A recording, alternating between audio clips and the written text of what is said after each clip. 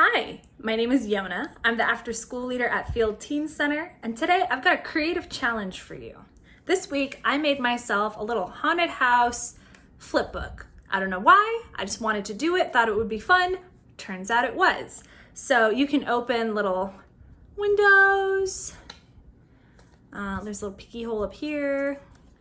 I can also open up the house and see stuff inside and all kinds of things in here open. And mine also has a little treasure hunt. So I'm going to show you all of the rooms inside and how I made it. And then I'm going to leave you guys with a creative challenge to make your own version with a little bit of a twist.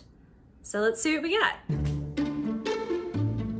For this project, we'll need construction paper of various colors, scissors, glue, and things to draw with. I used colored pencils and marker. To get the shape of my house, I folded a piece of paper in half lengthwise. It should look like a book, not a hot dog. I folded it in half one more time just to get a crease, so that when I cut from the corner diagonally to make the roof of my house, I'll have two symmetrical halves. And because it's folded like a book, I can open it up again and fill it with rooms. Next, I'll use pencil to add texture and show what my house is made of. The front will have a wood grain, and on the back, I'll draw some bricks. Your house might also be made of stone or straw or any other material. What will yours be made of?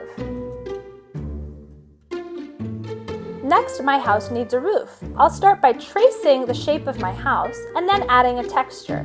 It might have shingles or stripes or another pattern. Once that's done, I'll glue it onto both sides of the house.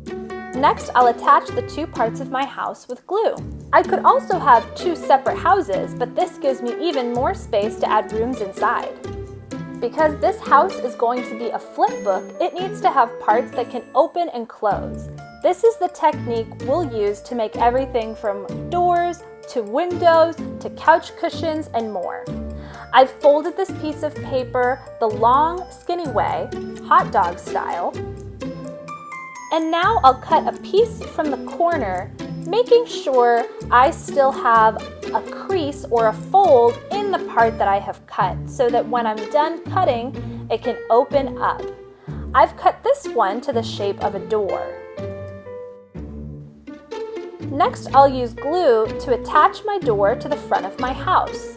I've put glue on the back of the door, not on the house, so that I know I only have glue on the parts that I want to be sticky.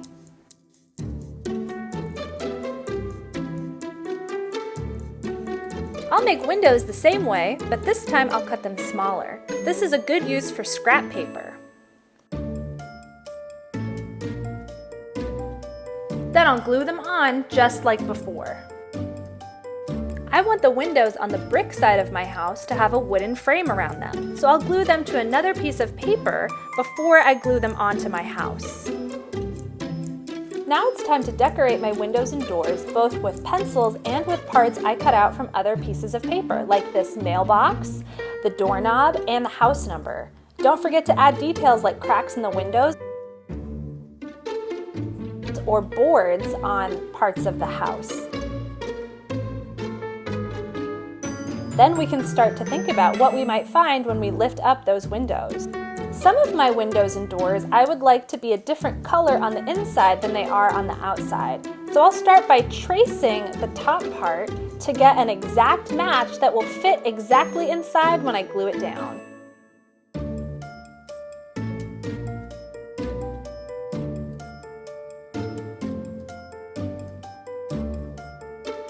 Now I can add a spooky surprise underneath. I've decided on some monster eyes. Now that I've decorated the front, I can start to think about other rooms I might add inside. Here are some ideas. Can you think of any other rooms I didn't think of? I'll start by cutting some paper to fit the rooms. Then I'll start adding some details like this attic monster or all of my living room furniture. I made my furniture the same way that I made doors and windows, but I'll show you in more detail how I made my couch. I started with a rectangular piece of red paper, then I folded it in half and drew the shape of my couch so that when I opened it, I had two symmetrical pieces. I also drew the arms and cut out two identical copies by cutting through two layers of paper. Then I glued the pieces together and decorated them. My couch has little buttons, but yours might have a floral pattern or some other kind of pattern. Next, I made the seats. Again, I started with a rectangle and folded it in half to make two identical half rectangles that I folded in half just like doors so they open and close. Then I glued them in place.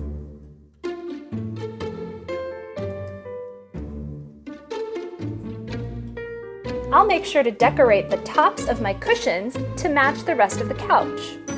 Underneath, I've got a great place to hide surprises. Let's add more rooms to the house by putting furniture inside them. If you need ideas for what to add, think about what activities happen in each room. What kinds of people or monsters might be there? What hidden surprises can you put inside cabinets or under couch cushions? Are there any secret doorways? Each house will be a little bit different and unique.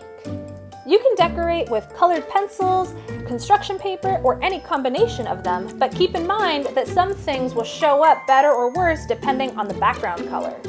Sometimes it's nice to have lots of layers. It's a good way to cover up a mistake or to make a room feel really full and busy, like this greenhouse where I'm layering lots of different leaf shapes and flowers, and of course, a very spooky Venus flytrap. I decided I wanted a darker green, so now I'm coloring on top of the construction paper. Try a mix of both. I'll show you in detail how I made my flowers. I started by taking a square of paper, folding it in half, and then in half again. Next, I drew a heart shape with the pointy part facing the bottom and the round part at the top where all of them open. Then I cut through all 4 layers of paper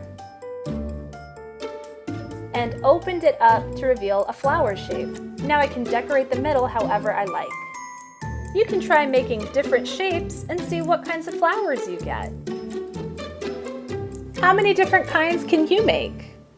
My house has a secret laboratory, so I was trying to think about what kinds of inventions the house owner might make and what tools they would need. The last room I've decided to make is a bedroom with a fireplace and a chimney that will stick up and be visible from the outside. Let's take a closer look at how to make a bed. I started with a folded piece of paper, but the sides are uneven, so we'll be able to see the sheets underneath. I'm tracing another piece of paper of a different color to make my sheets. Then I'll cut it out and I'll glue it inside.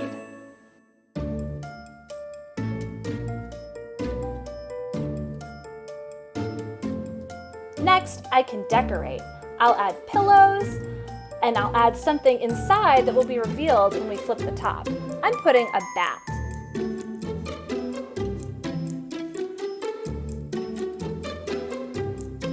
I can also think about adding a pattern to the sheets.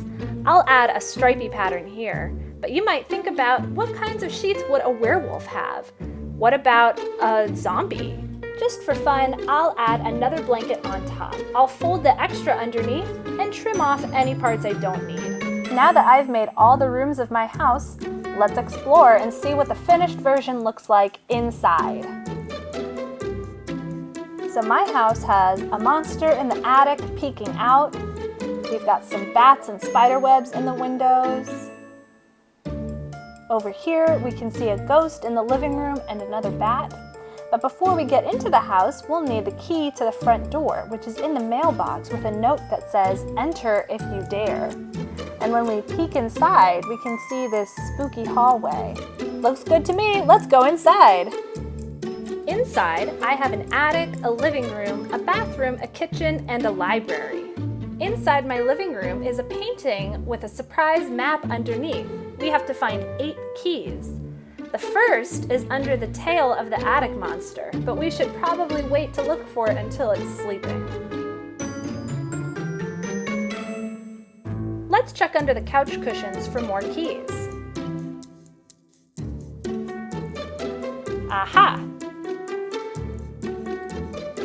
Nothing but bones inside the grandfather clock. What about the bathroom? Oops, someone's taking a shower. How about under the bath mat? There's our second key. Don't mind the alien in the sink. Let's head to the kitchen. Nothing in here. How'd the cat get in there? Let's check the fridge next. Lots of weird things in here, but there's our third key. Inside the library, we'll find our fourth key hidden inside of a book. And behind the bookshelf, there's a secret staircase to the secret lab. In the back half of the house is the greenhouse, the secret lab, and the bedroom. Maybe the man-eating plant has accidentally eaten one of our keys.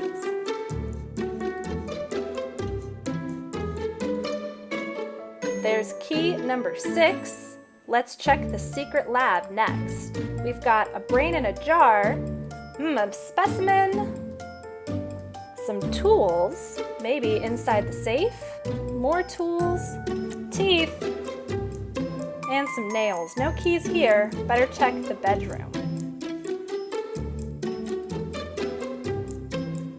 The bed seems to be haunted, but no keys here.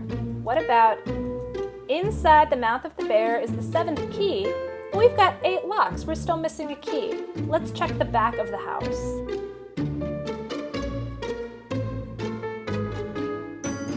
There it is, the 8th key. Now we can unlock this treasure trove and get our reward. And with that, we have survived the haunted house. Maybe your haunted house isn't a house at all. Maybe it's a vampire restaurant or an entire town. Only you get to decide. So that is it. That's what I made. So my challenge for you is to make some kind of flip creation, whether it's a haunted house or something totally different, but to hide a riddle in it. And maybe you can even make yours the size of an envelope and mail it to somebody else to see if they can solve your riddle. So in mine, it was to try to find all these keys. Fairly easy, but you could involve something in rhyme, like a poem. You could have like a secret decoder. You could have puzzles that have to be solved. Really, the only limit is your imagination, and I'm so confident that you'll come up with something super cool.